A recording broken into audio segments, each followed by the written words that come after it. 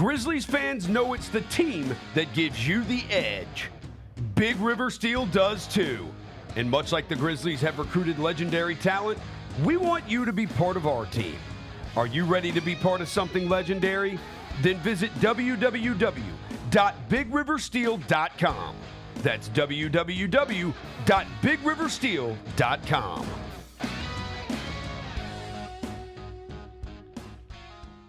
Kroger shoppers and Grizz fans, want exclusive last-minute discounted ticket deals texted straight to you during the Grizzlies 2024-2025 season? Sign up with the new Kroger Buzzer Beater deal. Fans can sign up by texting Grizz to 636-479 or visit your local Kroger store in the Delta Division and scan the QR code. By signing up, you agree to receive recurring automated promotional and personalized marketing text messages from the Memphis Grizzlies. Consent is not a condition of any purchase. Message frequency varies. Message and data rates may apply. Sonic Radio. Welcome back to Sonic RNDIO. That spells radio with me, the CIO. This just in, the new Sonic $1.99 menu lets you build a crave-worthy meal for just $1.99 an item. Whether that's a creamy shake, crispy tots, or a quarter-pound double cheeseburger. This just out. Ostriches. They're mean, not very cute, and in my opinion, way too big for a bird. Don't miss the Sonic Fun 99 menu. 5 items, always $1.99. Live free, eat Sonic. Tax not included. See menu for details. Thanks for showing up, Memphis. Nothing compares to catching your Grizzlies IRL. And that all starts with buying tickets at Ticketmaster, the official ticket marketplace of the Memphis Grizzlies and the NBA. Ticketmaster gets you to the game so you can catch every highlight. Put that jersey collection to use for the next game and get Grizzlies tickets at Ticketmaster. Whether they're here at FedEx Forum or on the road, Ticketmaster's got your back when it comes to scoring tickets. And there's no better brag than saying you saw it live. Debo traded from San Francisco to the Commanders for a 5th-round pick. There's no other sport where you would get a player of his ilk for a 5th-round pick. Over under total yards for Debo. If they set it at 1,000, you think he hits that over? Total yards? Total yards from scrimmage. Total yards. Yes. Okay. Yes. The Odds Couple, live at 2 p.m. on YouTube at Grind City Media and the official Grind City Media app.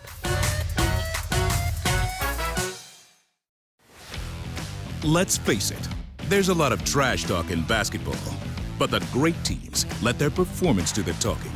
Like Ford F-150 with Pro Power on board, a class-exclusive industry-first feature that turns your truck into a mobile generator and leaves the competition speechless. Ford F-150, official truck of the Grizzlies. Greatness starts here at your Mid-South Ford dealer. Class is full-size pickups under 8,500 pounds, GVWR. Grammy, Academy, and Golden Globe award-winning superstar, Mary J. Blige, live in Memphis. The For My Fans Tour, live at FedEx Forum Saturday, April 19th, with special guests Neo and Mario. Get tickets now at livenation.com. The iconic Mary J. Blige, for one night only. Thanks for showing up, Memphis. Nothing beats catching your Grizzlies IRL, and nobody knows that better than you. So next time you want to hit up a game, Ticketmaster's got your back with tickets to every upcoming matchup. Whether you're catching the Grizzlies at home or on the road, you'll find tickets at Ticketmaster, the official ticket marketplace of the Memphis Grizzlies and the NBA. Keep putting that jersey collection to use and get Grizzlies tickets today. There's no better brag than saying you saw it live. See you courtside again soon, Memphis. I never in a million years would have ever thought that John Cena's final run would be as a heel. I love it. I love it. Once they saw this from The Rock. They knew it. Everybody knew it except for Cody, which was so good. Great camera work by WWE. And then the kick. Yeah, I don't think WWE gets enough credit for the camera work and the production quality. I mean, it is incredible. Tune in to Grind City Wrestling weekly on the Grind City Media app and on the Grind City Media YouTube channel. In honor of George Foreman, decided to do a pick 6 on 6 greatest heavyweight boxers of all time. Number 4, my guy, Mike Tyson. There is no greater feat that I've had. Like if I had my Mount Rushmore of things that I've accomplished in my life, the very first time I beat Mike Tyson in Mike Tyson Punch-Out. Get all of your HBCU sports and culture news by tuning in to HBCU Huddle with CJ Hurt and Mike Wallace. New episodes drop every Thursday on grindcitymedia.com, YouTube, and Spotify. Live from downtown Memphis, this is the Chris Vernon Show on YouTube at Grind City Media and the official Grind City Media app. Now, here's your host, Chris Vernon.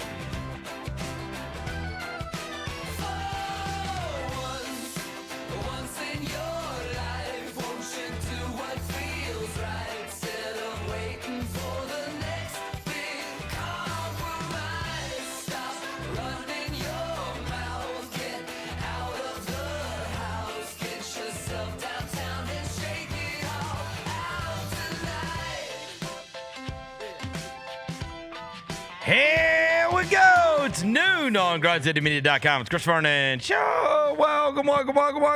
It is the Monday, April 14th, 2025 edition of the show. Today on the show, Grizzlies played their last game of the season yesterday. Regular season is done. Play-in is set, as they're going to have to face the Golden State Warriors in their attempt to try to get the 7th seed in the Western Conference. That game is going to be tomorrow night. We'll talk about the sights and sounds of yesterday. The Masters took place over the weekend, and my God, was it absolutely incredible. We will get to everything that happened from that. Tennessee is going to be searching for a new quarterback in a crazy story in the world of college football. We will get to that. With the NBA season over, the playoffs are set, the lottery odds are set. We'll get to all of it. We are going to get you recapped on everything from the weekend and ready for the week ahead. It is a Monday. It is beautiful outside. Smile. Let's do it. Turn it up.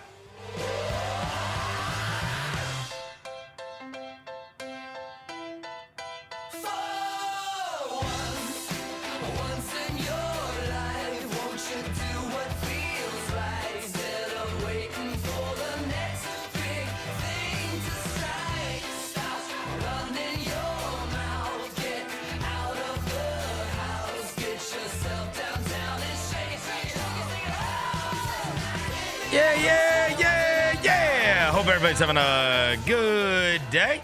What an unbelievable weekend it was. We'll get to everything that took place, and as I mentioned, get you ready for the week ahead. We have got some of the playoff matchups set for the NBA after the conclusion of the regular season yesterday. Grizzlies are going to play against the Warriors tomorrow night in San Francisco with their opportunity to get the 7th seed or play a home game on Friday night trying to get the 8th seed. We will get to all of it before I get to anything. Welcome John Roser to the show. John Roser, a.k.a. the Cologne Ranger, the Body Spray Bandit, Indoor Sack, Johnny Backpole, Johnny Bearcat, John Asparagus, Johnny Neck Carb, John Lance. He's John Quadrant, he's Dr. Thunder, he's Yogi Roser. Hello, John. What up? Devin Walker's here. He's the microphone mangler, Senor Quasadilla, Mr. Math, Navo Joe. The reporter, the photographer, he's Sir His. He's Walker 93. What up, good people? It's a good week to have a good week. Let's go have a good week. Yeah, I think it is going to be a good week. I do want to mention very quickly, Roser, you are going to be thrilled when I tell you the following, and you are going to be in absolute shock and awe. So, this morning, I had the great honor of filming a podcast with Scott Van Pelt. Oh, yeah. I went on his podcast this morning. Okay. And at one point, he mentioned, he's like, I love the ad-libs. He's like, that's John, right? And I was like, yeah, Roser. He's like, yeah, Roser. And how does he know who I am? Time out. Scott Van Pelt knows No. I'm about to make Roser's life. Uh-oh. Later in the podcast, so I don't know. I guess this is going to be out later today, but I filmed with him this morning for the Scott Van Pelt pod. Yeah. Right? By the way, it's one of those weird deals, and he even mentions this. In media, Scott Van Pelt and I have been aware of each other for many, many years. We have communicated with each other for many, many years. I've never met him in person. And I've never been on a show with him or anything. Yeah. I have even texted him to like, hey man, will you send me a video promoting the Masters things and whatever? And he was one of the reasons he invited me on this morning. He was like, look, I've been doing this a very long time. He goes, obviously we've got this opportunity to do these incredible things where I'm in the Masters. He's like, look, I spend Thursday and Friday literally in Butler Cabin. I got to pinch myself. That, like, how is this my life, right? Like, and he goes, and I have friends just like you have friends, like on a group text or whatever. And he's like, and they are, they're my friend. They're completely unimpressed with the things that I do, whatever. He goes, but you made me a star on the group text by mentioning me. He's like, that's the one thing my friends thought was the coolest thing ever was you getting mentioned in these Masters updates. And I'm like, I'm glad I could help the group Masters text. Right? updates are cool. Anyways, I told you I'm about to make your life. Not only did he know who does the ad-libs, later in the podcast, he's like, look, I know that you do the NBA all the time. And he goes, so I got to ask you about, with the Grizzlies playing against the Warriors and whatever else. And I mentioned it, and he's like, yeah, I was watching Roser's, live thing that he does after the game. And I was like, what? Wait. He watched it. What? He watched it and was like, sounds like you guys' group text got pretty dark, whatever. I was like, what? What is happening? He's tapped in like that? I don't know. Scott Van Pelt, what's up, my I dog? know, dude. What up, SVP? What's up, my Dude, dog? Shout out. SVP. What's crazier than that? Shout out That's SVP, wild. man. Shout That's out, man. wild. I almost fell out of my chair. I was like, Roser's live Twitter that I do stream? from the dining room table where there are two plants just sitting behind If me. I would have told you Scott Van Pelt was watching that. That's You never know who's crazy. watching, bro. You got to put on the show. And that was Friday. That was Friday night. It was Friday night. Yeah, Friday was longer than I expected Right. it to be. Yeah, the He Denver game. somehow, It was. he somehow saw it. Yeah. And when I was mentioning, By the way, he was at Augusta, Georgia on Friday. He's probably bored out of his mind. He's probably the bored. Masters. I don't know, dude, but That's that's crazy. I was falling out. I was falling out the whole thing. I was like, what? That's crazy, bro. That's He funny. tapped in like That's that. awesome. Go. You should go. Does he follow you? He can. Well, How the hell did he find I you? don't know. Well, I don't. I don't. Yeah. He researches he is massively. He He is. is Scott Van Pelt because he is so prepared. Well, he about can- this. he can so call he probably in. just checked in. I don't know. He dude. can call in tomorrow night after Sports Center. We're going to be doing it after the Warriors game. It'll be What like midnight, 1 in the morning. What an absolute trip, though. That's amazing. I know. I told you I was going to make Roser That fly. was a tuck the Anyway, boner, my guy. That'll be. Tuck the boner. As I always tell you, how many times have we talked about this over the last 17 years? You never know who's watching. You and I, we just had this discussion. Do you remember? It was about a month ago when that whole Chuck D thing happened with me, and I was like, "This is why." And I told Chuck D at that time, so sometimes you got a lot going on, and you're tired, and so you don't do things or you put things off or whatever. And I said, and every once in a while something like this happens. Yeah. Which makes you glad that you kept your energy up and you did what you were supposed to do on there, because in a billion years I would have never in my life suspected Chuck D was watching me on some podcast that I had agreed to do for the Grizzlies-Knicks game. And I was like, this is amazing. Yeah. Right? You know what I mean? And now Roser's going to be stressed out. He's going up. You never know, Roser. Yeah. Rose, You never know. You never know, bro. Yeah. I was like, what? I didn't even watch that. Yeah. Well, now they're now. That's crazy, yo.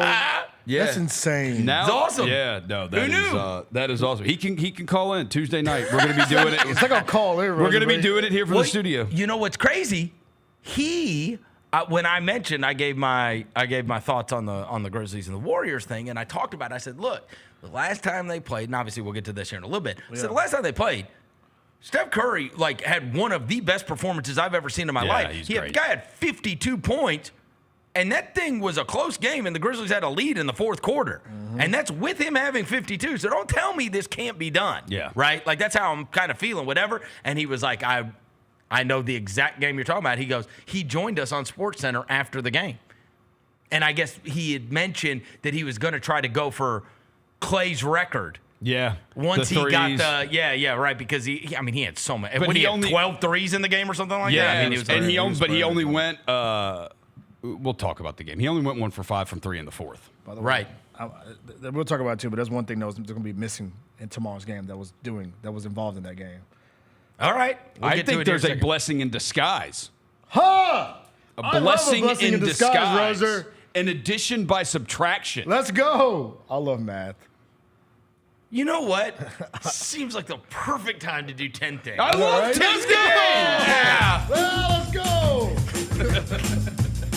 Number 1, Grizzlies weekend. All right, so the Grizzlies won a game against the Dallas Mavericks. The Dallas Mavericks, I think it would be their effort level would be best defined as piss poor. Yeah. At one point, I said to Roser, I said, they look like, like you're at a shoot around and they're just kind of standing in the spots they're supposed to be standing in with their arms out. And they're like, and then the coach can be like, all right, and you're going to go here and you're going to go here and you're going to go here. And nobody's really like defending or moving. They're just kind of like standing in the spot like, hey, look, I'm a defender. Yeah, when Kai Jones got hit in the head with a pass, I knew what kind of day it was.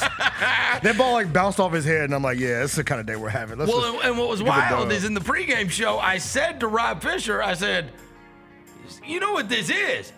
This is going to be career high day. Somebody's getting a career high. There are career highs all across the board. Yuki Kawamura, Cam Spencer, Lamar Stevens. Like Marvin Bagley had a 20 and 10 game. It was just career highs all up and down the roster yesterday. Oprah. That game, look, I'm glad that the fans got a show. I'm glad they got the Yuki mixtape. Yeah. Bruh. I'm glad he was knocking down threes, throwing passes over his head, all that stuff that was going on. That was all super cool. I don't know what, like, I understand, like, mailing a game in, but what Dallas did was just wild. Honestly, they were just standing around. And I was like, all right, this is how we're going to go. Look, this is very true, though.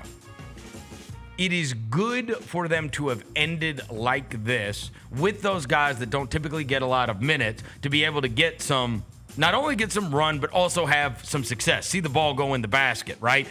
Because as we have learned all too often, whether it was Brandon Clark first or whether it was Jalen Wells second, you are one play away from really being needed. And so when you have the Lamar Stevensons, when you have the Lamar Stevens and when you have the Jay Huffs, right, who very well could be needed, right? You get in early foul trouble, especially as you're getting to the most high leverage games of the season. And so for the guys like Huff and for the guys like Vince Williams and for the guys like Lamar Stevens to see the ball go in the basket and have a little success and get a little run and get some real minutes out there, you never know which one of those guys is going to be needed when you get to these next couple of big games. So it was a good way to end the season, right? Yeah, it was a good way to end the season. We haven't won a home game since March 15th, I believe. Oh, is that right? Fans haven't seen streamers since March 15th. Yeah. It was good. Been a while. It's been a while. It's been a little dry up there. This box score is insane to look at. Oh, I know. Marcy was 25 shots. 31 points. Jaden Hardy was a minus 44. Yeah, it was wicked. Did you see Gigi's post game? Yes.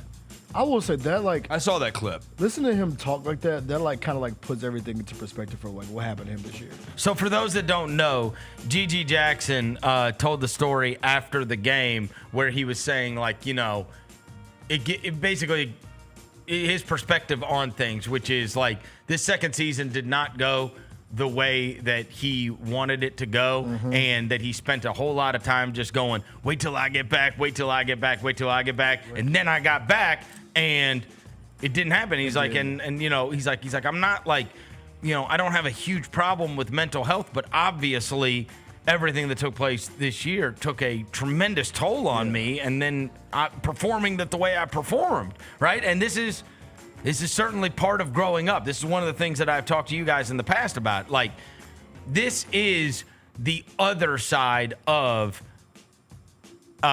being a young basketball player that is constantly enthralled with what is going on social media, and that is the mode of feedback that you get, right? It is all great when it is flowers and everybody's excited about you and everybody's passing around your highlights, which is typically true of rookies. Generally, your first year, you remember when Jaron was in here, he's like, everything you do good is great. Yep. and nobody cares about anything bad you do. It's like, oh, we didn't expect you to do good anyway, right? Right. But then once you have had some level of success, now the expectations are there, and now you are viewed as failing, right? You're not helping things anymore, and now. And then not only are you not playing well and it's not going the way you want it to and you're out of the rotation and everything, you're constantly inundated with negative feedback and negative. And you start overthinking. Yeah. And you can tell when he starts doing that, when he starts overthinking, it kind of translates on the court. You can see it. And look, this isn't just about young people, but I think young people, it affects them so much more. You do, in some ways, either become able to block it out or be somewhat conditioned to it and then just roll your eyes at it, right? I said this to you guys even as a young broadcaster. Things used to affect me in a very serious way. Where you're constantly questioning yourself, like, why do these people not like me? Why are they saying this thing about me? Why do they, And it's like, and then you start to realize, but in his case, because things have gone so badly, it's like, man, it's wildly unhealthy to just be taking in because the love is now gone and it's just all negative. It's all hate. And it's all negative all the time. And it's like, whoa, right? This isn't fun anymore, right? Yeah. You know what I mean? Yeah. And you've got to be able to learn how to deal with it. Either be able to shut it off. You have to either condition yourself to not just understand that, like, this isn't real. This, this is not the way the majority of people feel. The majority of people are rooting for you to get it back together. I thought him being able to articulate that too, like at the age he's at, it was dope. Like just to hear him just break it down the way he did. I was like, that means that you really have some perspective on what's going on. Absolutely. You know what I'm saying? It's not just like, oh, I just didn't play well this year. Oh, it's a lost season for me. It's like I understand why I didn't play well. Right. So hopefully it's a sign of what's and then he did a little bit of the whole, and one of the good things is to you can really flip the way people feel about you by saying something like, I hope Mr. Kleiman still believes in me. Saying Mr. Kleiman's crazy, by the way. Yeah, I still get mad when he calls me sir. This dude said, I hope Mr. Kleiman still believes in me. Like, come on, Gigi. We believe in you. All bro. right. We believe in you, bro. It's not that deep. Yeah. All right. He said it ain't deeper than rap, bro. Yeah, it's not deeper than rap. All right. Number 2. The NBA playoffs are set. Well, except for the play-in games. And you may have heard the Memphis Grizzlies are involved in one of those. Now, whether it was Friday or whether it is today or whether Roser will stand up for me yesterday, and I said it even as we were on the post-game show last night because their game was still going on. You guys will know. So I don't get to. I don't have to I don't have to fake it now. Okay. I was all in on the Clippers winning. Yes. I did not want any part of them. Me too. I was rooting. I didn't actively. want any part of them. And look, I even told when Van Pelt asked me this morning. I said, look, I was thrilled. I understand you can be careful what you wish for, but I for sure knew what I didn't want, which is the Clippers can maul you. That's men versus boys. We've seen it. And they also have 12 guys that can guard Ja Morant. Yeah. I'm so glad Steve Kerr drew a play for Buddy Hield down the stretch. Thank you so much. Oh, my God. Thank you, Steve Kerr. I appreciate you, my dog. I know. You got the best shooter of literally in the history of God's green earth, and Buddy Hield takes the shot to tie the game. Appreciate it. I always love it. Using Steph Curry as a decoy is wild. Yeah. Okay, so anyways, I knew for sure I didn't want to see the Clippers. And you guys know I felt this way the entire time. Yeah. Watch them play against, they can make it impossible for you to score. They've also just got wings on wings on wings on wings, and they got guys that can put up. Last time we saw them, Kawhi Leonard just went up to Desmond Bane. It just took the ball from him. Don't remind me. Give me that. That's mine. Yes. It really was. It is like men playing against children. It is. Okay. That's tough out here. And they also, the Warriors, they're not overly athletic. So that can be an issue for you because you're not a super athlete team. So they're not overly athletic, They're not overly, tough, you know what I mean, in terms of the big guys or whatever. Look, they are an outstanding team. They very well may be better than the Grizzlies, and certainly they have a lot more winning in their history than the Grizzlies do. And it is still going to be a very difficult task for the Grizzlies to be able to beat them on their home floor. It's just in terms of matchups. They don't have a natural great defender for Morant. Nope. And that's the biggest thing, right? It's like, that's what we saw when you played against Minnesota. It's what you see when you played against the Clippers. It's what you saw when you played against the New York Knicks. Mm-hmm. It's like, do you have a natural big wing? Like, they put Moody on him the last time. And the whole thing starts with Morant being able to, you need Morant to be the best player on the floor. Do you have that opportunity? And it is a very difficult task against some of these teams to pull that off because of who they can deploy on him, and then they can just try to hide whatever defender would naturally be on him, right? Steph so you Curry. look up, and now Mikal Bridges is guarding me, and they've got, Jalen Brunson, hiding out in the corner guarding Luke Kennard or whoever it is, right? Mm-hmm. So the fact that they don't have a natural one for Morant, and the other thing is, they've got their big three guys, and their big three guys against the Grizzlies the last time were absolutely awesome. Butler was awesome. Draymond had a triple-double, and Steph had 52, Right. And it was a game. It was close. It was a game. Pods was good, too. It was a game Yeah. against them. And so, look, you never want to be in this position. They are also, by the way, 0-3 in the play-in. Yes, they are. One of those One to loss us. against the Grizzlies. And Xavier also, Tillman from the corner. Hey, Xavier Tillman, what you doing next weekend? Here's What you doing tomorrow? Hey, here's the other thing. They just had a must-win yesterday. Yeah. And Jimmy got hurt, so. You got a little knee action. They just had a must-win. Yeah. And they lost it. Yep. So, I mean, Hey, and we've been here, but we've been here before. Hey. It's not it's not one of those. I promise you, I would have felt.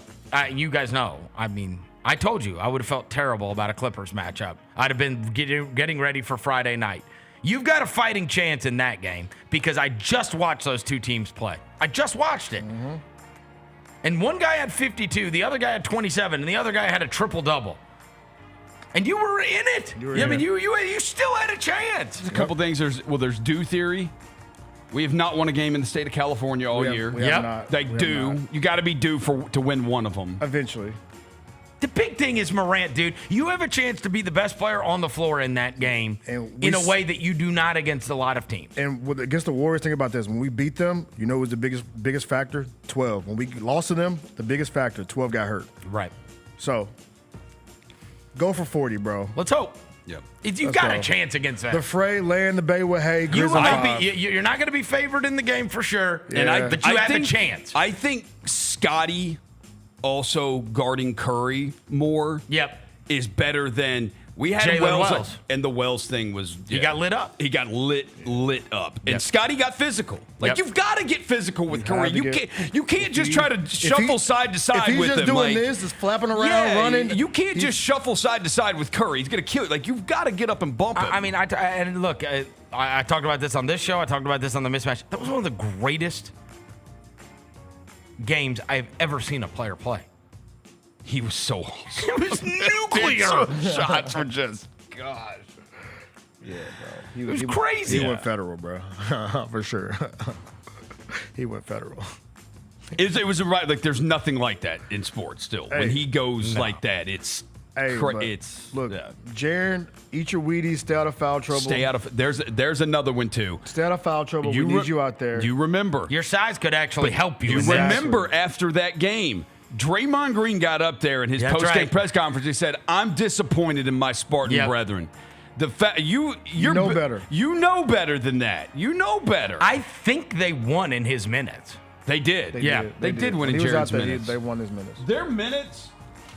All games against the Warriors. Jaren and Dez. Edie was like a plus 13 in that game. Yeah. The bigs were. So the size the bigs were good. Dez 30 minutes a game. Jaren 30 minutes a game. Ja 25 minutes a game against the Warriors. They're all pluses. You just play them more. Jaren's got to stay out of foul trouble. Play those guys more. 38 minutes from the That's it. From the big dogs. So Jaren's got to stay out of foul trouble to be able to play those minutes, though. I'm hopeful. Yes. I'm very hopeful. Way better than if it was the own that Clippers. ass The tomorrow, Clippers, I'd Warriors. have no hope. I'd be like, all right, we're coming back here Friday. We own that. I agree. Yeah, if it was the Clippers, I'd be like, all right, well, we got a home game on Friday. Now, and with Jimmy with the knee thing, like, Got a chance. okay, there's a chance you're playing Houston. Let's go. Yeah, obviously Cleveland is going to have to wait for their opponent, as is Boston. We have the Knicks and the Pistons. That's a good one, and that's a good little rite of passage for the Pistons. Having to go through a gauntlet like that, playing against the New York Knicks and a bunch of veteran, long wings, and they had some success there. They won 2 games in Madison Square Garden earlier this year. Do you know how we've done the 5 stages of grief? Yeah. And like, oh God, I don't want to play this team, don't want to play that. I watched Wobb's post-game video the other night from the Knicks. Oh yeah, and you want to talk about, and you've talked about it with Jacoby. Down. It's like they're sad. Look, yeah, it's like, dude, they are resigned to what this is. They're like, you beat the Pistons. Maybe you don't beat the Pistons, but you do beat the Pistons. Okay, I'll pick them to beat the Pistons.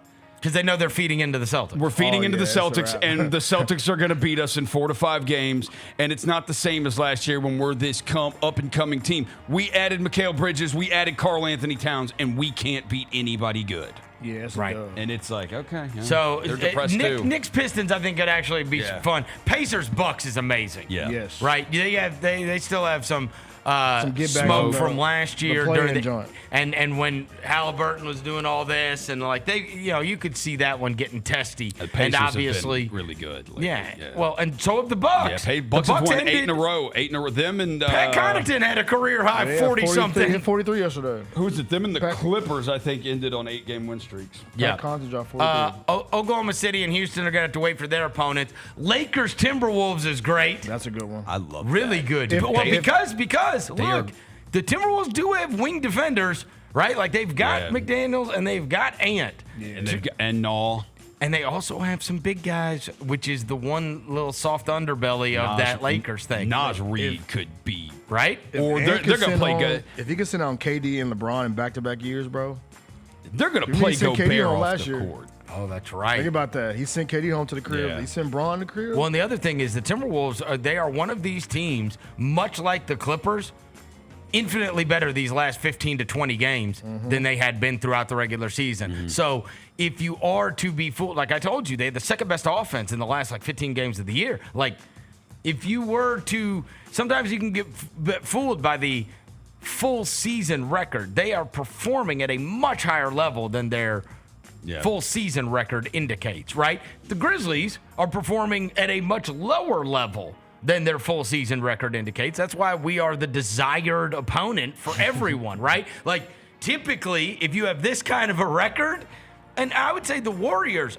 they're infinitely better than what their record would tell you because of post Jimmy Butler, right? Like, I mean, there's a lot of these teams, the Clippers, the Warriors, the Timberwolves, they've all been much, much better post All-Star break. We are the one that's gone the complete opposite direction, and so our record indicates we are a better team than we have performed recently. Their record indicates that they're not as good as they have performed recently. But I think we all have watched over the course of this last quarter of a season, those teams have been playing at a very, very high level. And so you're not getting your normal 6 seed with them. No, you gotta with us, you have to wonder, like, we're like 13 and 18 in our last 31 games.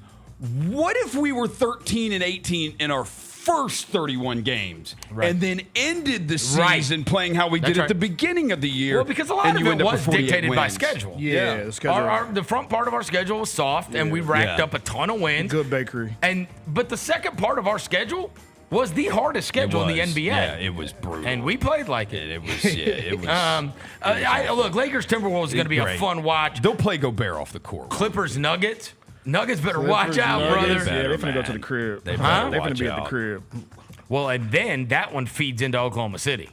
Yeah. Ooh, that's a war So right Oklahoma there. City, if I'm Oklahoma City, I'm praying Jokic takes care of business.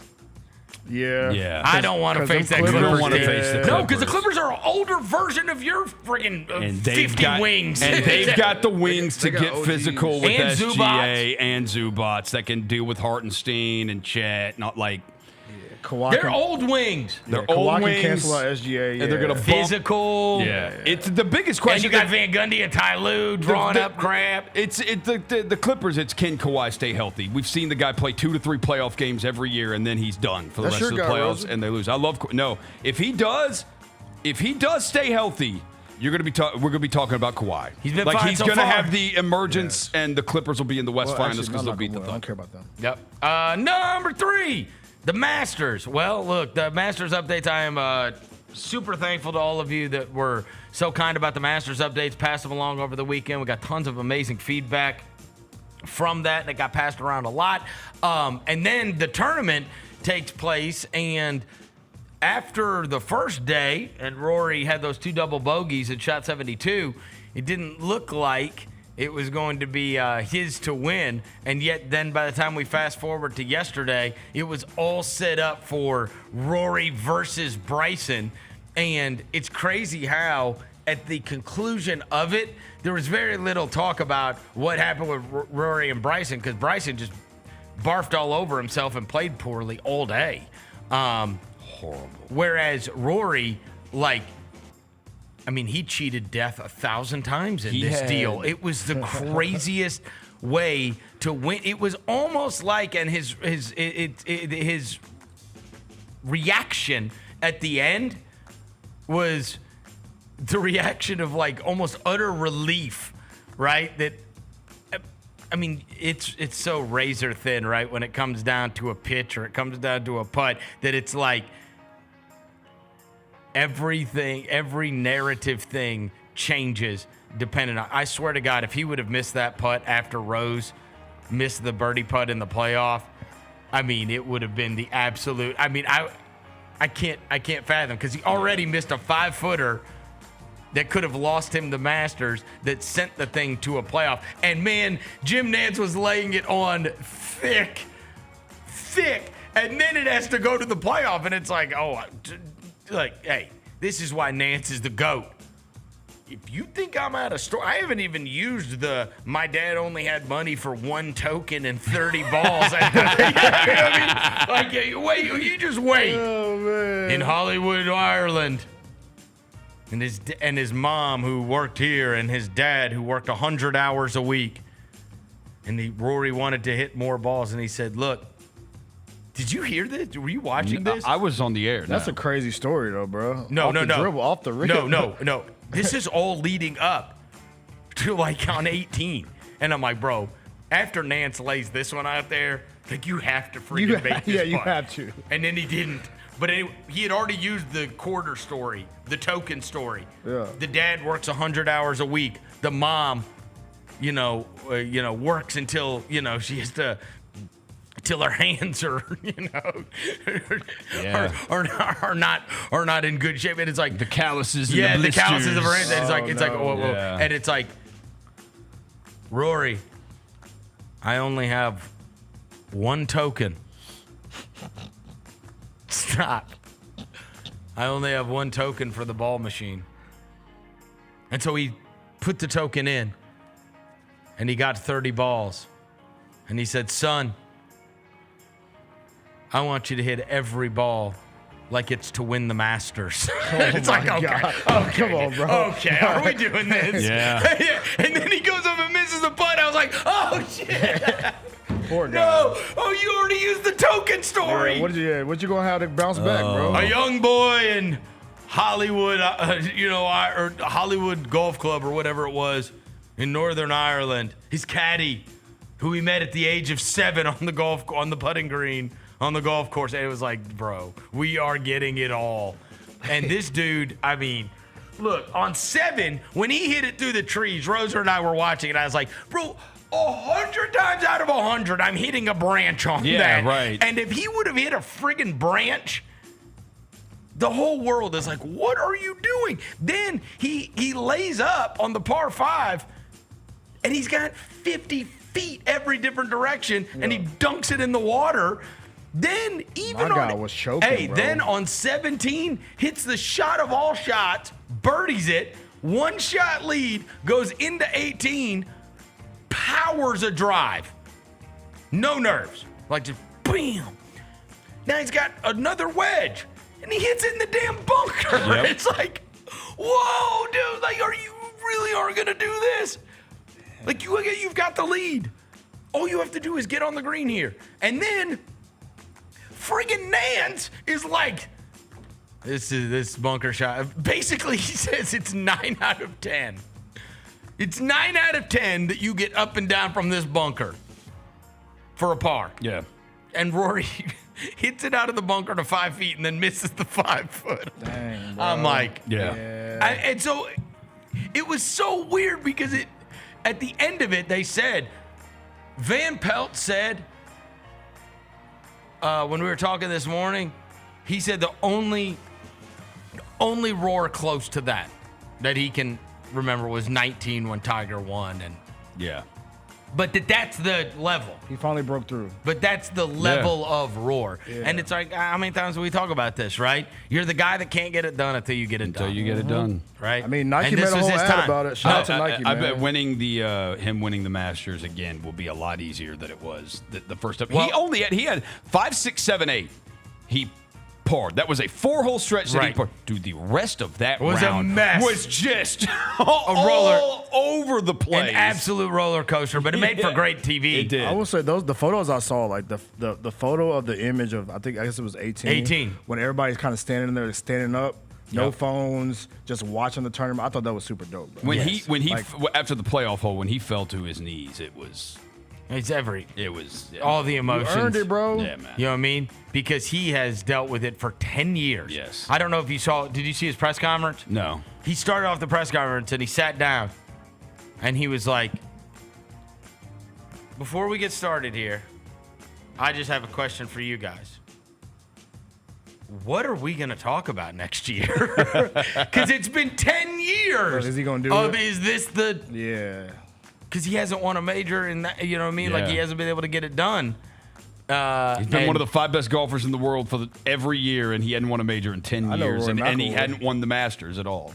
And he's been in second place several times. Yes, several right? times. And so it was super cool to see that, and then all the emotion rush out of him yesterday, right? Like, it's something you could for sure feel happy about, even though he took us on like the most dramatic journey ever at the end of that thing. Number 4, Rory. Now, like, look, there's 2 things here. Rory history. He completed the career Grand Slam, which has been done. Tiger did it, right, with the Tiger Slam, where you hold all 4 majors. But, I mean, this is not a common thing, bro. Like, the last time was like 1966. How many guys on the This list? is done. There's 6 guys 6 total. guys. But, I mean, like, they're all old. Like, it happened, like, forever ago, except for Tiger, right? Because here's the thing, and this is one of the things that Paul McGinley was really good about last night on the Golf Channel when I was watching. He was like, when you win all 4 of them test you in a different way, right?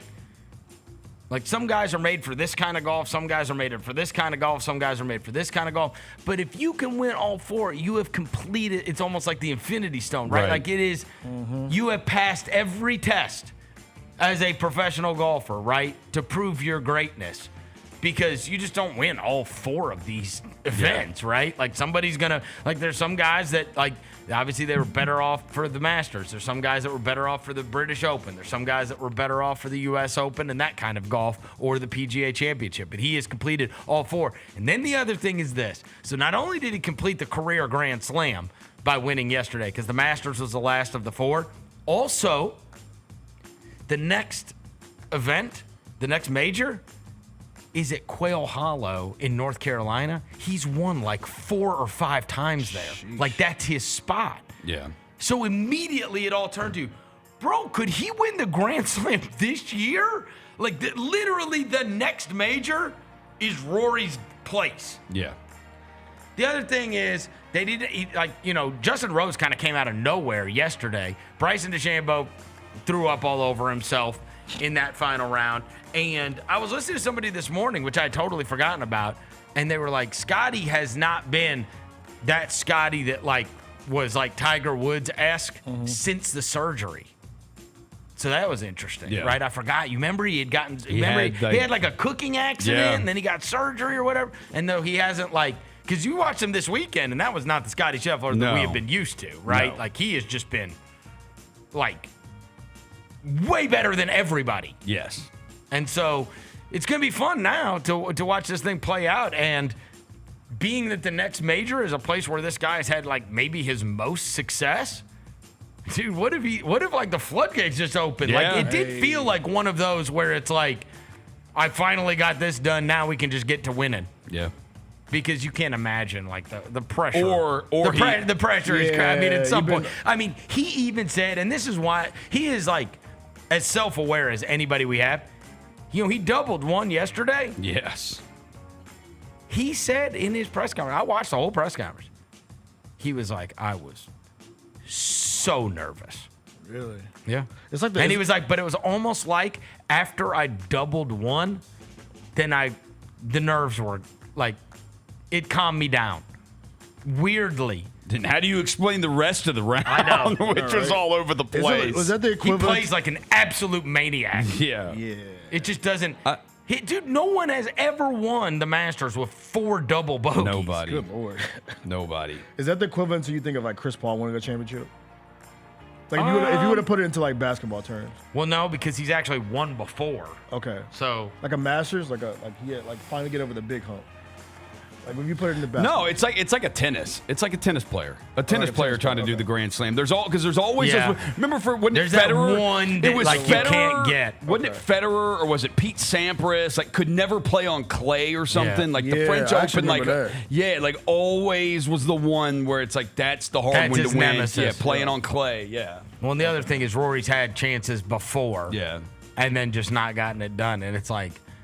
He's like one of the greatest golfers to ever walk the earth, but he doesn't have a green jacket. And like that's the only thing he wanted. Mm-hmm.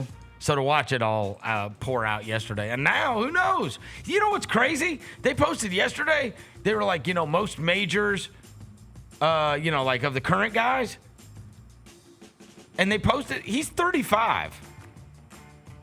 Rory's 35 years old. I feel like he is older. Doesn't it feel like? Yeah, I feel like he's been around for a long time. I mean, he has been around forever. Like a long time. You want to know what's super crazy? So they posted. So now he needs to get to 6 to have the most of this, current generation. Because Koepka has 5 as well. They're both at 5 now. He has the same amount of majors as Brooks Koepka, who has 5. Yeah. But they were putting up the list, and they had the list, and it was like Rory, 5 majors, 35 years old. And then it got down, and third on the list behind him and Koepka is Jordan Spieth. Sheesh.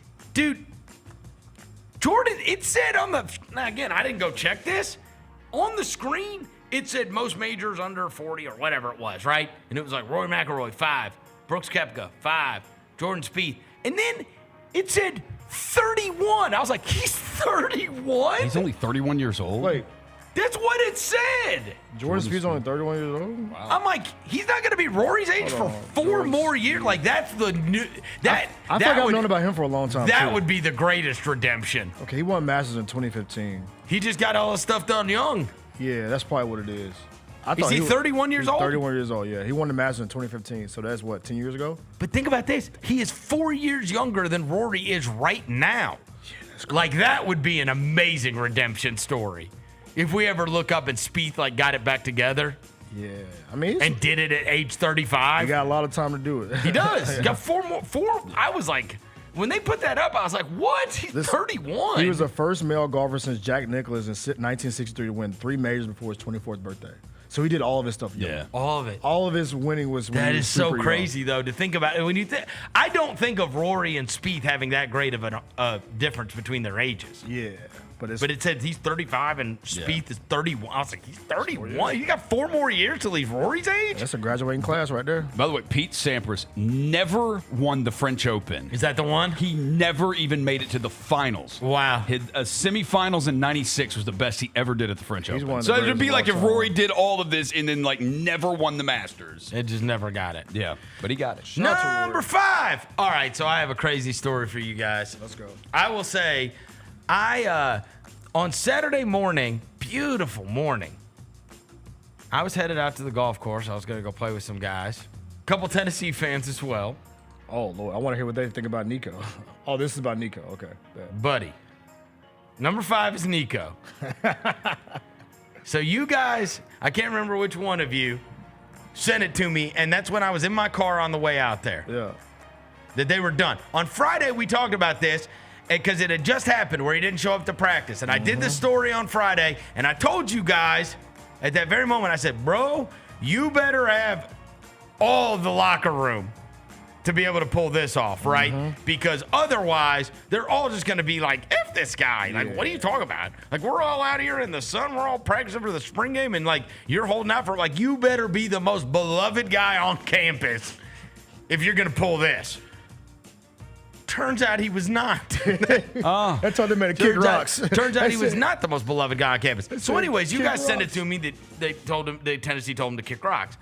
So then I show up, and I mean, I've got a couple Tennessee buddies. I also have, there was one of the guys that I know who's there, he's part of the collective. Oh, yeah. Oh, let's go. I know he had a take. I know collective guy had a take, boy. or there's somebody else they're getting. So this is, no. This is before like all the stories, I guess, came out about it. And it was crazy because I went and looked up on Twitter. I was like, is this everywhere now? And it is everywhere now. But he told me, he was like, you know what happened like earlier this week? He's like, Dan Lanning, former Memphis guy, who has now done an amazing job at Oregon. Do you guys see this story? No. I seen Dan Lanning's story. Dan Lanning called Heupel this week and was like, look, I'm just being a stand-up guy here.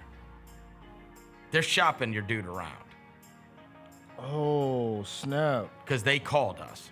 Wow. Somebody snitched? No, that's not snitching, bro. Like, that's just Dan Lanning being a good dude. He's like, yo, Yeah. I'm And trying being to, like, hey, make sure that they ain't man, doing I'm it. just, hey. You think you got a quarterback, Right. and you don't have your I don't quarterback. Hey, look. It's like having a girlfriend, but she out here like Yeah. at the club macking Right. on dudes. I'm a stand-up guy. Yeah. I understand this is the Wild Wild West. I've gotten transfers, and you've gotten transfers, and whatever else. But we know the way this works. I'm just telling you, I'm not taking your guy. But they're calling around everywhere. Yeah. Trying to find a better deal. So basically, I feel bad for you, right? You know what I'm saying? It's like one of those. It's like the guy that, like, you know, if you were out this weekend and you saw your buddy's girlfriend making out with some guy, and be like, yo, hey what man, the- I gotta tell her. Like, you know what I mean? Like, hey man, don't marry her. Right? Yeah. Right? And do so he's that. like, hey, he's shopping around. So he tells me this thing first, and then I'm like, and I want to say, now again, somebody, and I don't know if this is true or not, and you could probably type it in. I've not researched this. It's not what I cover on a regular basis, so I'm just telling you it's conjecture. The only name I heard, somebody brought up Texas Tech to me. Let's see. I don't know. Nico. Then I was talking to another Ole Miss fan, and the other Ole Miss fan was like, well, shit, I'll tell you this. We should have paid Judkins. He's like, you got to just come up with the money. So then, of course, I'm with a group of Tennessee guys. I'm going to leave their names out of it. Yeah. Hey. I bet they got some No, they shit. all started talking about how Nico's not that good, and I said, stop. Yeah, you can't do that Not now, right bro. now. Don't backpedal now. 2 days ago, you would have told me he's winning the Heisman. We're not doing this. I said, look, I get to speak from experience here because we just went through it as a group of friends. In the 5 stages of grief, the first one is denial. Yeah. Stop telling me Nico's not good. Yeah. He is awesome. He just went through the SEC for the first time, and he had like 5 interceptions. Like, this kid has got the stuff. Now, he may just have, and again, I don't know. Everybody just starts like, it's the dad, it's the dad, it's the dad, it's the dad. Well, if his They all people say are it's the dad. shopping Yes, him, then that's it. yeah, like no, it's- but yeah. they're saying it's the dad, it's the dad. He's got like it's like, it's almost like, you know, like, yeah, right, like that Nico is this whole situation is a reflection of, right? Yeah. And you look, we have the story of an overzealous parent is not one that is unfamiliar to us, right? Like we've seen overzealous parents in the past many times. But the idea is that, like, is the overzealous parent ruining his career Possibly. Yeah, but you just don't know. Yeah. You don't know. Hopefully he's going to land on his feet. Hopefully he's going to have all this success he was meant to have. But, I mean, like, this is a terrible look. It just is. UCLA, now, I guess you could just say, well, if he gets the $4 million, who cares? Yeah, UCLA, North Carolina, Tulane are his top 3. Okay. Yeah. Somebody just told me that Texas Tech had, like, some guy that now cares about football that's spending a fortune on them and whatever. Did you see the other Tennessee stories that may make sense for Texas Tech with basketball too, because they keeping the Toppin kid and their freaking like freshman All-American is staying. Like Texas Tech is like we always talk about. There's always somebody at all of these schools, right? Like in Memphis's case, we've got Bill Laurie, and they got him back in the fold. Whatever. The guy at Ole Miss, somebody told me, is the guy from like when. I was with another Ole Miss guy who told me that Lane was leaving for Auburn a couple years ago, and that like they were like, no, you're not. Like their NIL collective is amazing. Ole Miss, Ole Miss is like top 10 in the country. Yeah, like, it's amazing. Yeah. And one of the guys is like the guy that he's like the Real Tree guy. Yeah. You know, there's two big, massive camo companies. Yeah, Mossy Oak and Mossy Real Tree. Real Tree. Yeah, he's like the Real Tree guy. Okay, all right. And so the Real Tree guys, and like, you know, I mean, you only had to have like 2 or 3 that like care desperately about sports to make this thing go. But it's also the reason, you know, they didn't lose Chris Beard to Texas A&M. Right? Like their collective is a real deal thing. Yeah.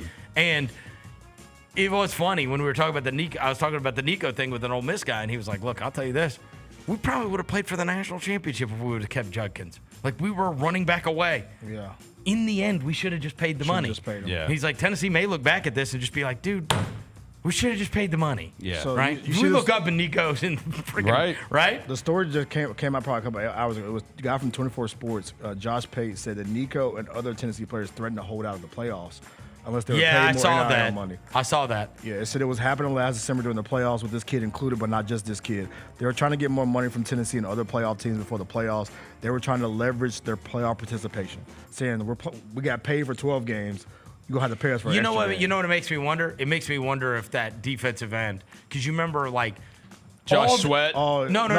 Right. Not Sweat. no, not Pierce. Right. Pierce. James Pierce. Josh Sweat was in the Super Bowl. That's Yeah. right. No, because all these guys, like all these anonymous people, started trashing him. Yeah. About how Yeah. terrible his character was at Tennessee, and it was like, Yeah. That dude was a monster, bro. no, Yeah. but it was always like, you know what I'm saying? It was like there was these anonymous things like nobody's got more red flags than this guy, and this guy was projected to be a top 10 pick, but now he's not even going to get drafted in the first round because everybody says he's a dirtbag, and it's like, where did all this? Like, what? We didn't see that all year. It would make sense if he was the guy being like, Yo, you got to break me off. yeah, I'm not even playing that many plays. I'm not doing right. You got to pay me a little bit extra. Yeah, you got to keep on paying a little bit extra. You want me to play this many Is that what plays? it's about to turn into, bro? I mean, Until look, they this is freaking- terrible. This until is they- terrible. It's a terrible precedent. No, it's terrible. I'm Until glad they Tennessee- make I'm glad these guys Tennessee stood on employees. business. Like I'm so glad Tennessee stood on business. Like, yo, if you're trying to ask for money, yo, you can roll. Like, Right. You're not bigger than the program. Right. But at the same time, kids are like, yo, I'm not playing an extra game until you break me another check. I think it is the way, and honestly, it's the way you go about it as well. It's the way you go about it as well. Yeah.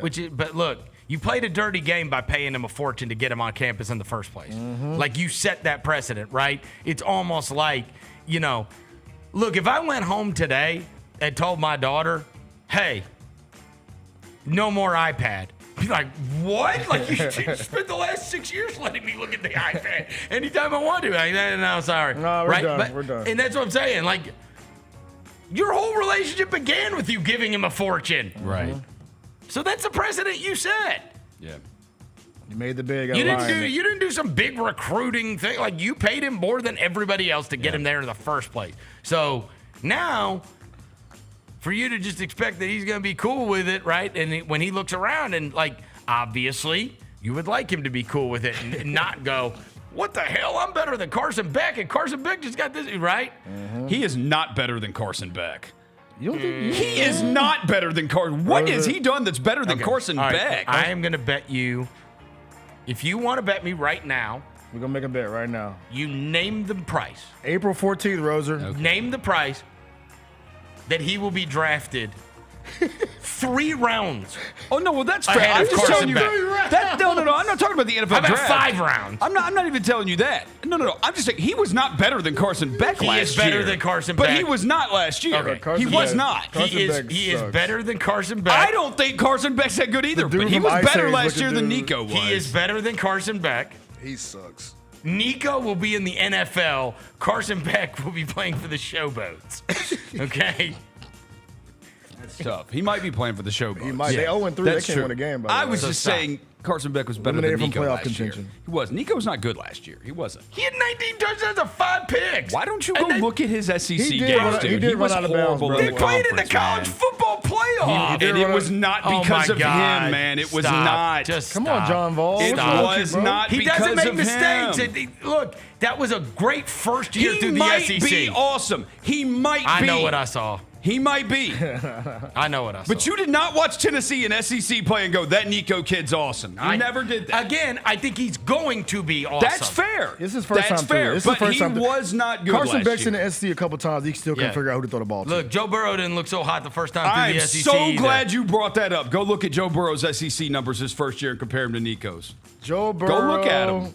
I got you. 8 touchdowns, 7 interceptions? No, he was What? 4 touchdowns, 4 picks. Combine the rushing touchdowns, and it's like 20. He had, how many rushing? got you. Like I got 11 you. rushing touchdowns? I got you. I'm looking it up. His first Joe year was Burrow 2018. had 11 rushing Dude, touchdowns? Joe Burrow, yeah. You talking about his first year in the SEC, Rose? His first year at LSU, 2018. Yeah, 2018. Oh, disgusting. 57% completion percentage, 16 picks, 16 touchdowns, 5 picks, 130 passer rating. So not as good as Nico? Threw for 2,900 yards. So not as good as Nico? Look at the SEC games. His SEC games are better. So not as good as Nico? Joe Burrow. Over 5, 6. He had 7 rushing touchdowns that year. Yeah. So 23 touchdowns, 5 picks. So not as good as Nico. His SEC games are better than Nico. Yes. Okay, so not as good as Nico. His SEC games are better Wait, than wait, Nico's. were you arguing that Carson Beck's better than Nico? Last year he was. Yeah. Stop. Carson Beck was better. And than I was talking about Joe Burrow. Yeah, and Joe Burrow was better his first year than Nico was. No, he yes, was he not. was. In the SEC, yes, he was. Yes, he was. I get it, dude. I get it. Joe Burrow was not awesome his first year in the SEC. It was better than Nico was. That's all it was. He's about to Google it on your ass. Yeah, because he doesn't know what he's talking about. I'm not really. He threw for 292 yards, 3 touchdowns, rushed for 96 yards against Ole Miss his first year. That is better than any game Nico had in the SEC. Better than any game. Where's Joe Burrow stuff at? And that's one game in the SEC. Matt Luke, Ole Miss, congrats. He threw. Congrats on beating Matt Luke, Ole Miss. He threw for. You want to build him a statue? 270 yards, 3 touchdowns, 100 rushing yards, 3 more What were touchdowns his against season Texas A&M. stats? His season stats were 2,900 yards, 16 touchdowns, 5 picks, 7 rushing So he touchdowns. had 16 touchdowns and 5 picks. Yeah. Yeah, I just said that like 10 minutes ago. Yeah. Okay. Okay, here, but How here's many it. did Nico have? There were, Here's his, 19? you want his and- SEC numbers, Roser, from that first year? Okay, 6 touchdowns, 1, 2, 4 picks. Wow, 6 touchdowns and No. 4 picks, and it's they were all, It's 14 touchdowns and 4 Wait, picks. 2, 3, were they all 6, against Ole Miss? 1, 2, there's 7. 4, Bro, are you looking at the same thing? 5, 6, 7, 8. It's 8. It's 8. He had it's 4 8. against UCF, right? That doesn't count. That's not SEC. not count. Okay, all right, cool. 3 against Texas A&M. But they one- went in the SEC back then. Yes, they were. Oh, they were. I guess Texas A&M been in the SEC Okay, they've for been in like the SEC for a 15 minute. years. They've been in the SEC for a Yeah. minute. I didn't count them. My bad. To 1. It's 8 touchdowns, 4 picks. That's not. That's. No, it's not You amazing. bragging about that? It's not amazing. It's not. I'm telling you, he was not awesome. Oh, Better than Nico, though. Hey, spoken like true John Vol. He was better than Nico. His first year. I know Nico won at I know he beat Alabama. I know he beat Florida. I know he won at Oklahoma. Are you good on? You're think Nico's bragging good, Rosie? about Florida. You're bragging about Oklahoma. Like what? You think You just Florida bragged should about have beat them. You just bragged about Ole Miss. Florida should have beat them. You just bragged about Ole What Miss. do you watched that Tennessee-Florida game with Tennessee fans? You just bragged about Ole Miss. Yeah, I bragged about Nico's going to be awesome. He might be. I'm just saying You he just won don't know last football. year. You don't know ball. you don't know. He wasn't ball. good last year. You don't know ball. You're John Vol. He wasn't You good sound last like these year. guys. You're in denial. You're in don't care denial. if Nico Yes, you left. do. He You're just John wasn't Vol. good last year. What are you talking about? He wasn't Good, was it? Bro, you never watched them last year when they played a good team, and you're like, yeah, man, Nico There's was literally awesome in a that video game. of me talking about how awesome this guy is. Then you don't know. stop. Then you don't know what you watched in the SEC because you did not watch him. In the You did SEC. not watch him in the SEC last year and go, he's good. He said you never thought he that. said you didn't know what you were watching They in did the not SEC. win games because of him. He did run out of bounds at one time, Vernon. Remember that? That was terrible. That was disgusting. Yeah. That was against Arkansas, wasn't it? Yeah. He just ran out of bounds. Arkansas. Oh man, he was seeing ghosts. Hey, he's a first year starter. I bro. know it was his first year through, and he might be awesome. He Who just he was. go to, Rosie? He just was not No good Kanye. last year, Tennessee played for the friggin' playoff last year. and not because of him. Amazing. What if they would have had an awesome was quarterback Trent last Dilfer? year? He was What Trent if they Dilfer? would have had an amazing quarterback last year? What could they have been? 19 touchdowns, 5 picks, and completing 64% of your passes is pretty damn good. Okay. Oh my God.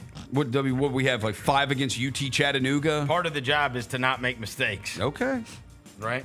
He had 3 against UT Chattanooga, by the way. Yeah.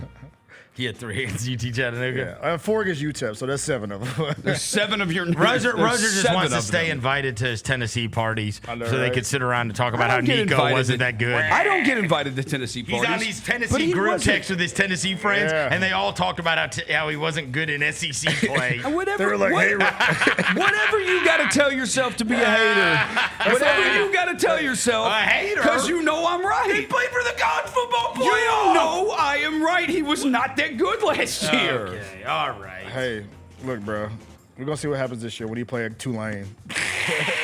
Yeah, what is that? When he played against Tulane. Memphis. No way. Tulane lost their quarterback to Duke. Bro, they said They one did. of He would his look- top 3 schools is They- Tulane, North Stop. Carolina. They lost their quarterback to Duke. He would look Over like money. Dude, he would look like freaking Peyton Manning in the American. Would he? By the way, speaking of Peyton Manning, Bring him here. You saw that Get jet? Nico to Memphis. Yeah, why can't he play for? Yeah, if Tulane can get him, why can't we get him? Man, I'll take his ass. We just paid like $5 million for that dude from Georgia, though, bro. Oh, we did? The Quavo's cousin. We paid that much? Why? We paid a lot of money for him. Oh, He's like one of the top-ranked quarterbacks in the nation. yeah. Yeah, well, It's Quavo's nephew. cancel the Nephew, my check and bad. give that to Nico. I'd rather him be the quarterback. You want Nico? Dude, he would be amazing. I will in say, the I will say American. respectfully, he was He playing. wasn't that good last year. He was playing football in like pajama pants with like little kids on him. I don't know if I want that on my team. Nico, All right, stay let's where take you a quick at. break. We'll come back here. That's Chris Vernon. Grizz Nation gets set for tip-off 1 hour before every Grizzlies home game with the warm-up show. Get the latest news, notes, and analysis live from courtside at FedEx Forum. Who's going to be the tougher team that rebounds and prevents second chance opportunities? Join me, Lang Whitaker, along with Michael Wallace, Jessica Benson, and other personalities from Grind City Media, Memphis, and around the NBA. 1 hour before every home game, live at Grind City Media on X, YouTube, and the official Grind City Media mobile app. I see people who look like me and were born probably in the same decade as me, watching all of these young people jump into the transfer portal and saying, it's ridiculous. You got to stop thinking about this like it's a normal college experience. It is not. You know what the priority is? Maximize your earning potential for every year of eligibility you have left. That's what this is about now. These are jobs. The Gary Parrish Show, live on weekdays at 10 a.m. on YouTube at Grind City Media and the official Grind City Media app. Grizzlies fans, dunks, dimes, and no looks are great on TV, but nothing compares to catching them IRL. And that starts with buying tickets at Ticketmaster, the official ticket marketplace of the Memphis Grizzlies and the NBA. Ticketmaster gets you to the game so you can catch every highlight in person. From seeing your favorite Grizzly stars up close to hearing the squeak of the sneakers on the hardwood. Put that jersey collection to use and get tickets at Ticketmaster. There's no better brag than saying you saw it live. See you courtside, Memphis. Shinedown. Dance Kid Dance Tour.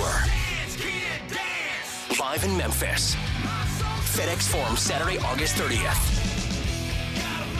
With special guests, Bush and Morgan Wade. Get tickets now at LiveNation.com. Shinedown, live in concert. For more, visit Shinedown.com.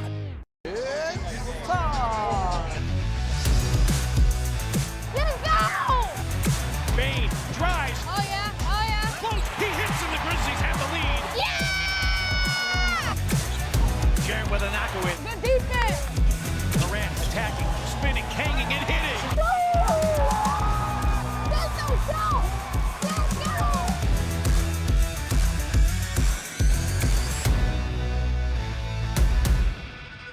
We touched on this earlier, the panel here, about what really has been the mainstay of the Grizzlies, and that's Jaren Jackson Jr. Trip has just been awesome. He's posting guys up. He's stronger than he's ever been. He's physical, and he's scoring all type of ways. Hey, Grizzlies fans, be sure to tune in to Grizzbeat, where the panel and I break down all things Grizzlies and take a look at the rest of the NBA as well. The show is live every Wednesday, 2 p.m. on YouTube at Grind City Media and the official Grind City Media app. Yesterday was the talk of the town. It was a cow on the side of the road. Do you live close to a movie theater? I'm just curious because maybe the cow was trying to go to the movies. Tune in to the Jessica Benson Show with CJ Hurt live every weekday at 8 a.m. on YouTube at Grind City Media and the official Grind City Media app. Thanks for showing up, Memphis. Nothing beats catching your Grizzlies IRL, and nobody knows that better than you. So next time you want to hit up a game, Ticketmaster's got your back with tickets to every upcoming matchup. Whether you're catching the Grizzlies at home or on the road, you'll find tickets at Ticketmaster, the official ticket marketplace of the Memphis Grizzlies and the NBA. Keep putting that jersey collection to use and get Grizzlies tickets today. There's no better brag than saying you saw it live. See you courtside again soon, Memphis. Kroger shoppers and Grizz fans, want exclusive last-minute discounted ticket deals texted straight to you during the Grizzlies 2024-2025 season? Sign up with the new Kroger Buzzer Beater deal. Fans can sign up by texting Grizz to 636-479 or visit your local Kroger store in the Delta Division and scan the QR code. By signing up, you agree to receive recurring automated promotional and personalized marketing text messages from the Memphis Grizzlies. Consent is not a condition of any purchase. Message frequency varies. Message and data rates may apply. Creed. By overwhelming demand, the Summer of '99 tour returns. July 27th, FedEx Forum. With special guests 3 doors down. And Mammoth WVH. Tickets on sale now at livenation.com. Creed returns, the Summer of '99 tour. Welcome back to the Chris Vernon Show on YouTube at Grind City Media and the official Grind City Media app. Now, back to your host, Chris On one morning Vernon. bright and clear, my old folks and I drew near, just a village down in sunny Tennessee. I'd been speeding on that train that would bring me back again to that girl I left in sunny Tennessee. I could hear those voices singing as she bid farewell to me. All right, we're back. Chris Vernon Show. All right, let's knock out these last 5. Number 6, what'd you watch? All right, you got some non-sports for me? Did y'all watch? Y'all watch nothing? I watched the Masters. And then I was down here. I watched the season finale of The Pitt.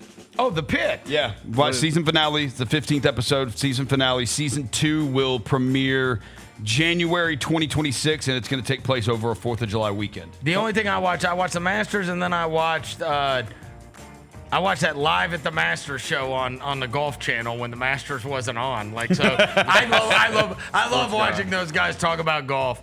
I tweeted that out about Brandel Chambly saying that the pressure Rory was going to face on Sunday, that the only thing, like, hard to find comparisons, maybe 1930 Bobby Jones. I was like, okay, all right. Yeah. Okay. That's 1930. That's a long time ago.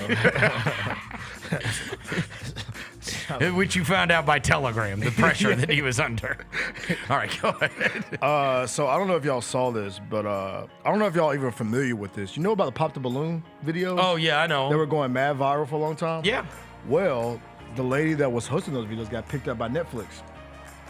And now it's a was that just an individual that made she just made up a concept on her own? I guess she made up the concept somehow, and then it kind of circulated through the internet. Now everybody's doing it. Pop the balloons, 20v1 videos, all that kind of stuff. Well, pop the balloons. I don't pop the balloon if I am interested in you, right? If I don't like you, I pop the balloon. Gotcha. Well, now it's a live show on Netflix. Little do you know, Verno, when things go from YouTube or just internet to big publications.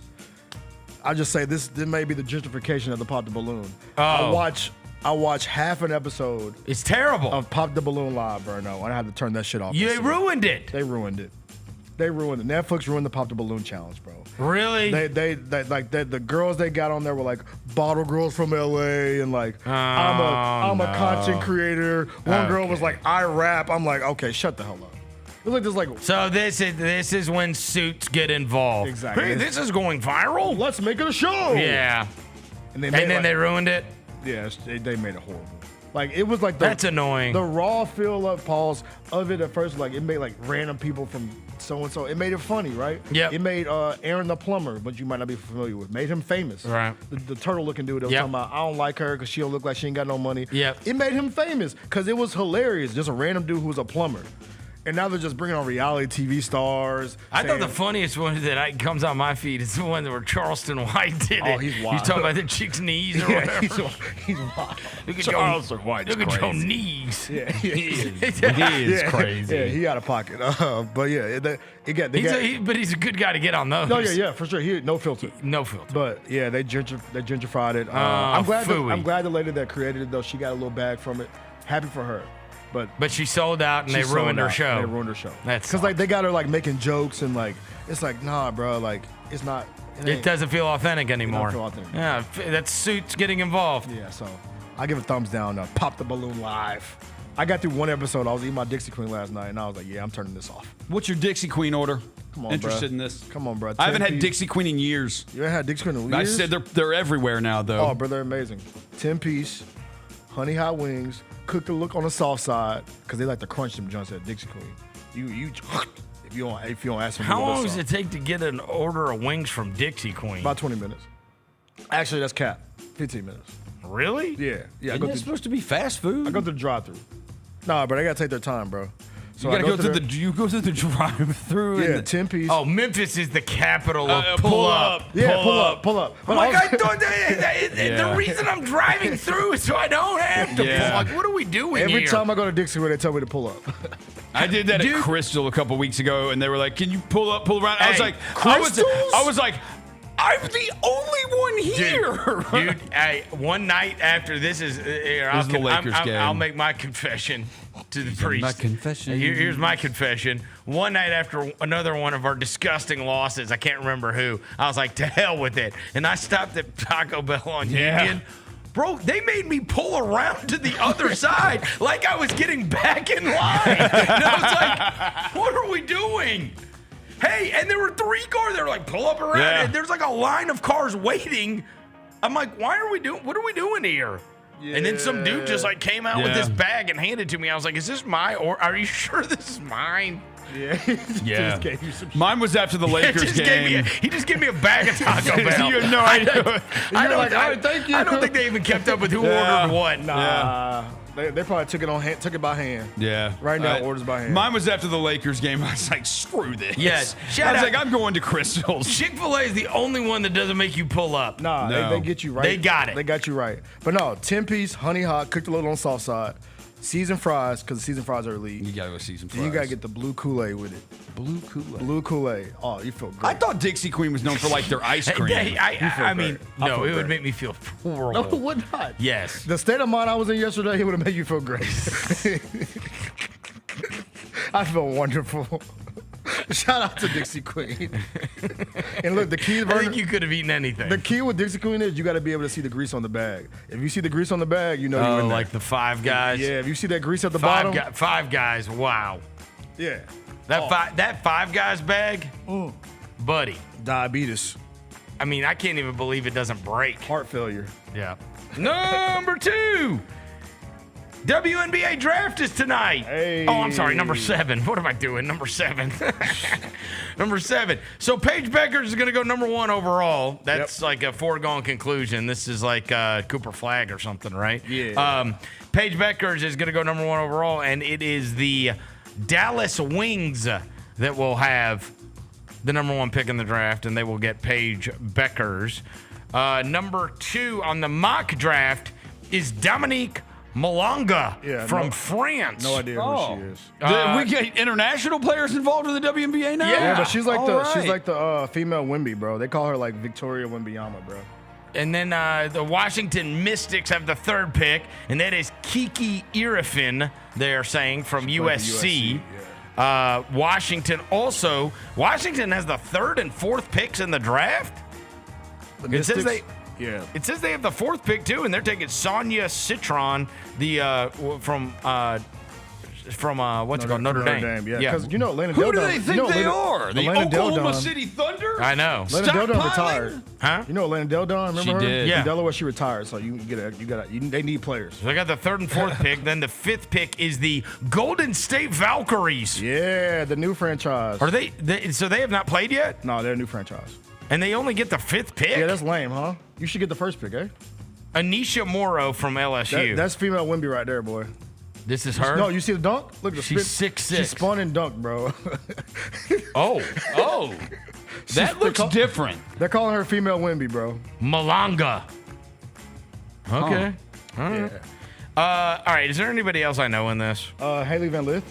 Oh, yeah. She is projected to go 11th to the Chicago Sky. Are the Cavender twins in this? I'm going to bet she goes higher than that. One of my girl, Haley Van Lith. She just did the swimsuit edition. Right? Cavender twins. Are they? They're not good. They're not good at basketball. They're not good. Oh, okay. I honestly have never seen them play basketball before. So why are you asking? Call them freaky. Freak, Hall of Fame freak right here. Freak. Yeah. Are the Cavender twins going to be on the draft? I think they signed with the WWE. Yeah, bro. Oh yeah, they did. Yeah. All right, Tina, Are they going to be at WrestleMania? I hope so. Nah, bro, they ain't made it to the class yet, bro. Nah, they ain't made it yet.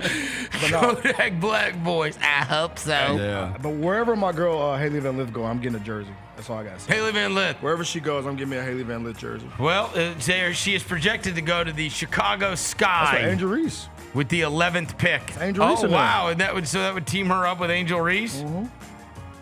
It said the Sky traded with Minnesota on Sunday to add this pick. Oh, yeah.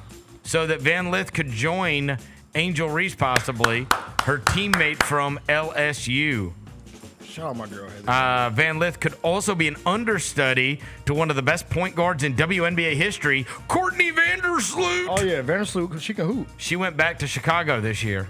Yeah, she can hoop. Van Lith was Big 12 Player of the Year and League Tournament MVP.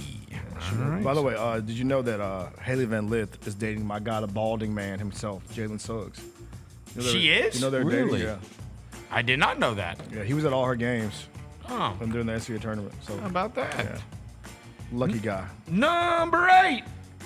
I got hair. We got a lot of NBA stories. We got lottery odds, we got top selling jerseys, and we got firings. All right, so let's start with the lottery odds after yesterday's events. Obviously, those that play in the play-in are not set yet, but the best odds to get the number 1 pick in the draft are the Utah Jazz. They did the best job of losing.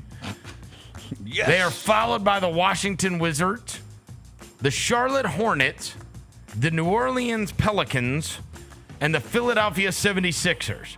Those are the top 5 teams in terms of lottery odds. And so, which do we think is the best Cooper Flag spot? Utah. Utah? The best marketability, yeah. Washington.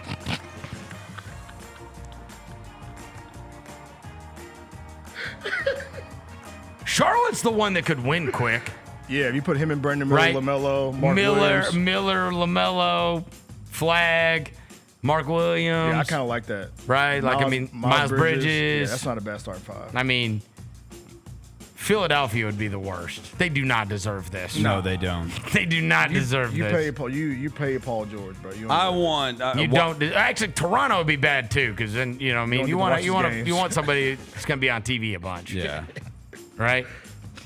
Not trying to see Cooper Flag in Canada. Nah, I'm good. That's on a that. disgrace. This is America, Roser. Yeah. Well, actually, the biggest disaster would be San Antonio. Yeah, Bro, we can't pair him and Wemby together. Play him four times a year. I'm good on that. I'm screwed. No, Washington. Washington. Yeah. A great American for Flag. America. Yeah. Oh, that would be great. Yeah. The white flag. With the white flag. Well, come on. That's why I said Utah, bro. They go crazy with that in Utah. He'd Oh be my like, God. he'd be like God Oh in Utah, my God, bro. he would be playing God. in our nation's Could you capital. imagine if Utah did get him and it's him and DeBansta in the same town? Ooh. By the way, you see Right? AJ do the jaw celebration yesterday? Everybody's doing the Josh celebration. At the Nike Hoop Summit? Yep. But yes. Hey, get him to Utah, man. We also have top selling jerseys. John Morant was number 8 on the list this year of the top selling jerseys in the NBA. There were a couple of them that did surprise me this year on the list. Number 1, have you guys seen the list? I have not seen the list. No. I usually see these lists. Number 1's not going to surprise you. Braun? Come on. Luka? Luka. Oh, the Lakers. Yes, Yeah. right. That's true. Number 2 is Curry. Okay. 3, LeBron. Okay. Giannis. 4 is Tatum. Yeah. Boston. This is and winning a title. But it's yeah. winning a title. I'm trying bro. to think because yeah. And he is insanely popular. 5 is Brunson. Yeah. New York. Big market. 6 is Wemby. Yeah. Alien makes sense. 7 is Ant. That's an interesting one. 8 is Ja. Okay. Is there anybody that Ja is not ahead of that you are surprised? No. Me neither. Because That like seems- even the SGA stuff is just Nope. like How about this? just like the SGA is 9. Yeah. Ja is 1 ahead of SGA. Yeah, that does not surprise me. 10 is Jokic. Yeah, Denver. 11 is Giannis. That's surprising. fallen. That's That's surprising. fallen Because down. usually Fallen. Giannis is like top 5. Yeah, that's right. Like he's usually top 5. Yeah. 12 is LaMelo. That's shocker too, because he's usually. I mean, he is still so popular. He kids is. love him, bro. 13 Durant. 14 Booker. 15 Jaylen Brown. Finals MVP. Again, yeah, Finals MVP, right? Is there anybody that is not on this list that shocks you? Obviously, there's no Joel Embiid, even though he had been one after he won the MVP, that had become a little more popular. No Kai surprised me. It's also weird that there's 0 rookies. I would have. rookie class. I got it, but there's no rookies. I would have guessed honestly in there because first year big market and he's been awesome. I would have thought Towns might have been in there. Towns, maybe. Just because it's New York. Usually Kai's on that list. Kai's not on there this year. No. Paolo got hurt. Paolo was hurt. kind of on his way up and figured he would be one of those guys that could move some merch. Definitely not Paul George. Yeah. Like I would say next year, Vernon, we got because see if Cade makes it in that group. Mm-hmm. If he has a decent playoff run, like you beat the Knicks. The other one is there's no Cavs. No Cavs. Yeah. Either. Nobody. I got it. You ain't buying nobody Cavs. Nobody buying no Cavs. People barely want to watch Cavs games. Yeah. Respectfully. Cade is the next one. Yeah, Cade's gonna be If the you were one. going to buy stock in somebody that could sell a lot, and he's going to get, is he going to get a big stage against the Knicks? Yep. He beat the Knicks, bro. He gonna be on that list next year. Big stage against the Knicks. In fact, there's no rookies, and the only second-year player is Wemby, right? Yeah. That's true. Yeah. Yeah. In terms of the young players in the league, I'm trying to go through. interesting. No third-year players either, right? Yeah. Not really. Kids don't love the way Amin Thompson plays. Yeah, they know Rockets on there. You ain't buying on Jalen Green jerseys. Yeah. Like, we love how Amin Thompson plays, but, like, young kids ain't, like, running out, like... It's just interesting. Let me go dive for a loose ball. It's just interesting that it's interesting. It's basically all vets. Yeah, and it's all, like, you go to the list, it's all guys that got SIGs, too, low-key. Wemby is the only young player on the list. Yeah. Because, I mean, even LaMelo's been in the league for 6 years, right? Yeah, it's all players on the list that have signature shoes, too, I feel like. Think about it. Like, it's all, like, from I mean, nobody's rocking Jokic's. Come on. Yeah. Let's be careful. It's fair. Other than Yoke, man. I've never seen anybody wear Jaylen Brown shoes. Yeah, He's got his own, right? He's on his own world. he But other makes than them. that, like, it's all guys with You're right. SIGs, like LaMelo. Jalen Brunson, I don't know what he wears. Brunson, he wears Kobe's. He does? just like P's, yeah. He wears Kobe P's. Oh, he does? But other than that, like, it's all guys with, like, SIGs. You're right. Like, from Devin Booker to KD, Braun. Luka and Tatum both have Jordans. Yeah. Ja, SGA is like the Aura King. Meh. Yeah. But yeah, like that's interesting though. But yeah, K should be the next one, bro. He gonna be next. All right, so obviously, look, A couple of people got their firings done early, i.e. the Grizzlies and the Denver Nuggets, who Nuggets fired their coach and their GM. The Grizzlies got rid of their coach. Couple firings today. Since the season ended yesterday, you knew there was going to be some firings on this Monday. Mike Budenholzer lost his job. I mean, I guess it's his fault. That's their third coach they fired in 23 months. Damn. That's unbelievable. Yeah. It's unbelievable. And by the way, the last two guys have both won NBA championships, Frank Vogel and Mike Budenholzer. Mm-hmm. Yeah. And New Orleans had enough of David Griffin. So they're going to go for the They trifecta. fired him. They're going to hire Mike Malone. I'll tell you this, though. It makes it very, very interesting what's going to happen in New Orleans. Now that he is the guy that's gone, because that ownership is like... It's Joe Dumars. Huh? It's Dumars. No, I got it. But the opinions of the players, it's Yeah. not his roster Right, anymore. right. Yeah. Right? Yeah. You were married to, you would be married to, so if you're Willie Green, watch out. You're not going to get to Exactly, coach yeah, there right. anymore. Willie- Because the new GM will bring in his, it's going to be Joe Dumars? Yeah. That's what they're saying? That's what Sham said. And they're going to finalize it. Should be finalized by the end of the week. And then you're not married to that roster anymore. Yeah. Right? Because you already got rid of B.I. Right? Yeah. And who knows if the future is Zion? Exactly. Because he never played. And who knows what, regarding McCollum, regarding Trey Murphy, regarding Herb Jones, right? Yeah. Pelicans and Dumars are expected to engage in conversations to finalize a deal by the end of the week. Man, we need to go make a deal for Herb Jones. Please. That would be Give perfect. me Herb, bro. Right?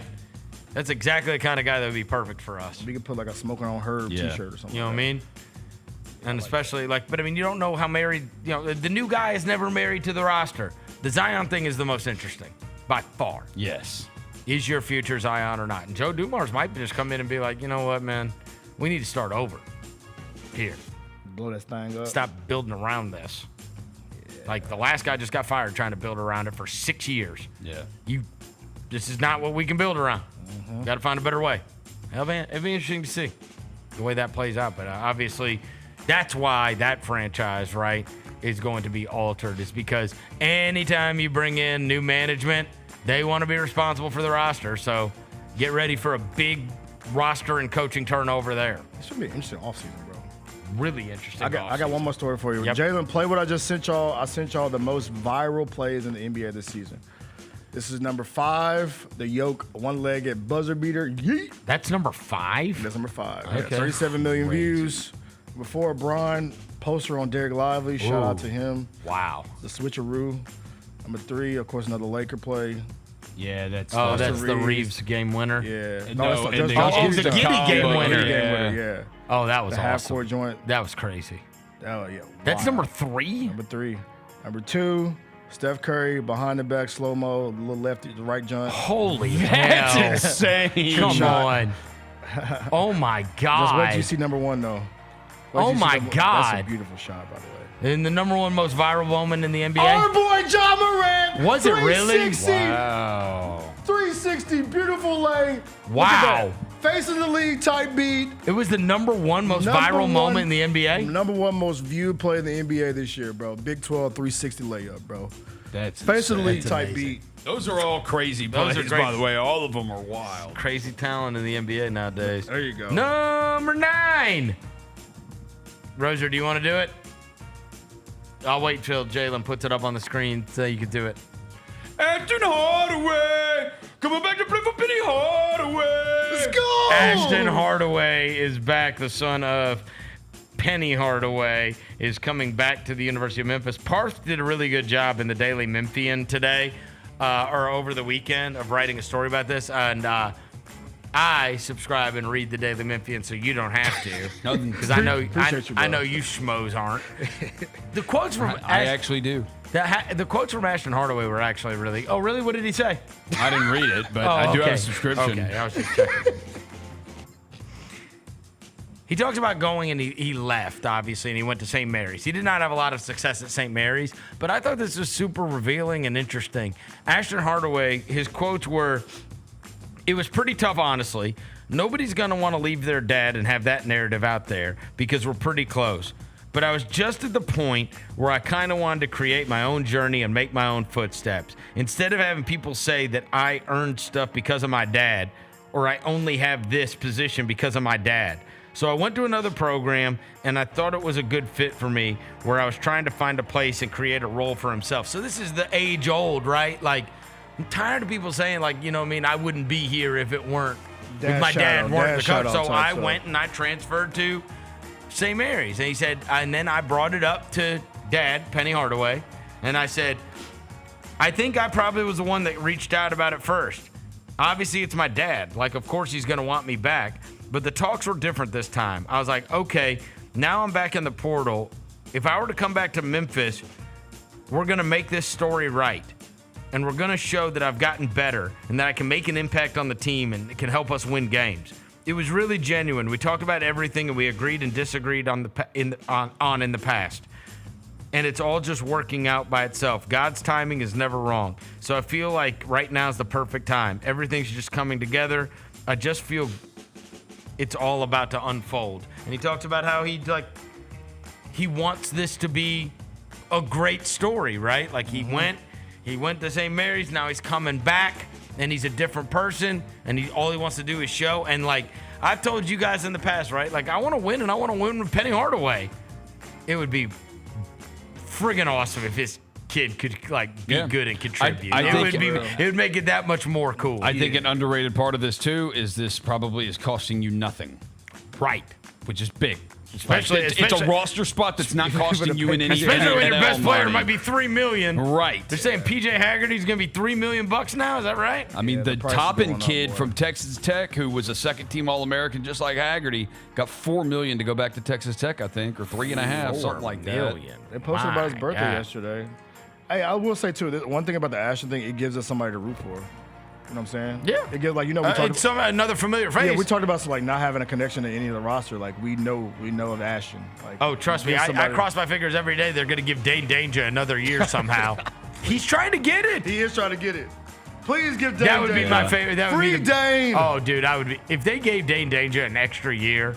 Yes, he would be my favorite Memphis basketball player in a decade. We gotta get you a Dane Danger jersey. I know. The 42. I need him back. You know how much I love him. Yeah, we need Dane back. I need him back. That would be amazing. Other than him, we really ain't. Well, we got the guy from Temple. Okay. Well, we always get Quandre. What's his name? Is it Quandre? The AAC Avengers. What's his name? Yeah, whoever plays well against us, we get him in the handshake line. Quante Berry. Quante. He averaged 10 points. I like Quante. I like the name. Yeah, he averaged Quante. 10 points. On 40. I just judge everybody by their name. What? There was some other dude that some awesome name. Maybe Jalen knows it. Who was the other awesome name? Parth put it up there this weekend. It was some kind of guy. It was some dude that, they all just keep posting like, hey, they're talking to this guy or this guy has it on their list or whatever. That dude was awesome against. He averaged 17 points a game against Memphis. Yeah. 19, 3 and 3, and I just told you that. Yeah, 16 and 2. Yeah. This is not rocket science. Did you play good against us? Then Penny got you out of the. It's like an audition, bro. Every time you play, it's an audition to play for the Tigers next year. Yeah, I see all these kids' names every day. There's some Iowa State kid named Sea-Doo. Sea-Doo? Oh no, Smurf Mylander. Millender. I want Smurf on my team. Smurf Millender. Can we get Smurf on our team? That was the name I saw. Yeah. Smurf Millender. Yeah, I want Smurf. He's entering and he was at the Roadrunners. We play them. Did he play Texas San Antonio. Did he play well against us? I'm sure. Texas San Antonio? I don't know. Smurf Millender. I like Smurf. Oh, I need him. Yeah, Smurf. Starts a great name. Marcus Smurf Millender. Yeah, I like that. Make him a Tiger. Yeah. But the thing is, like, bro, I'm Cool seeing name. some of these lists, bro. It's like all of them have the Tigers on it, but like we're getting nobody. We ain't got nobody. Are they waiting for PJ? Smurf Millender had 16 versus us. Yep, there you go. Make him a Tiger. Sign him up. Sign him up. GTG, baby. The AAC Avengers. Yeah, there you go, baby. No. Number 10, tonight. I mean, look, bro, we got an off night before we got playing basketball tomorrow night, not the least of which is the Grizzlies playing tomorrow night's game against Golden State Warriors. So, You can watch whatever you want to watch on TV, or you can watch some baseball. Baseball's on too. Ain't watching no damn. So then watch whatever you want. Watching no damn. We don't have basketball tonight. We really don't. No. Watch the WNBA. Hey, watch the WNBA draft. Watch my girl Haley Van Lith get drafted. Yeah, WNBA Draft is tonight. They got baseball on tonight, and then whatever else you want to watch. But I mean, then tomorrow night we're gonna have the early game, which is gonna be the Hawks and the Magic. That's the first play-in game. Disgusting. And then of course the Grizzlies and the Warriors. Hawks in the Magic, bro. Oh, you can't wait for that. Oh my god. Ew. You're not excited for that? Not excited for it. What are you most excited for Hawks to Magic? I don't know. I guess, look, Trae Young's fun. Paolo's fun. Yeah. They're fun. Yeah. And then, look, I like games with stakes. That's true. Stuff on the line. Yeah. I tell you this, though. I'd rather lose that game if I'm them. I'd much rather play Cleveland than Boston. If you're I feel like Atlanta? I got either one. Yeah. I feel like at least I got, I might could win a couple games against Cleveland. Maybe.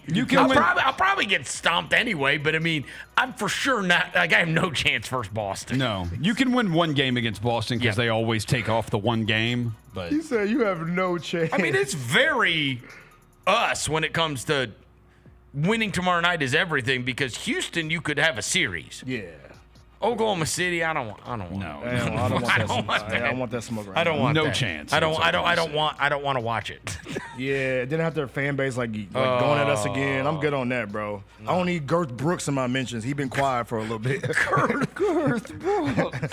All right, it's gonna do it for today's show. Thanks to John Rose across the glass. Thanks to Devin Walker. Thanks to Jalen back in the studio. We will be back tomorrow. Until then, we go.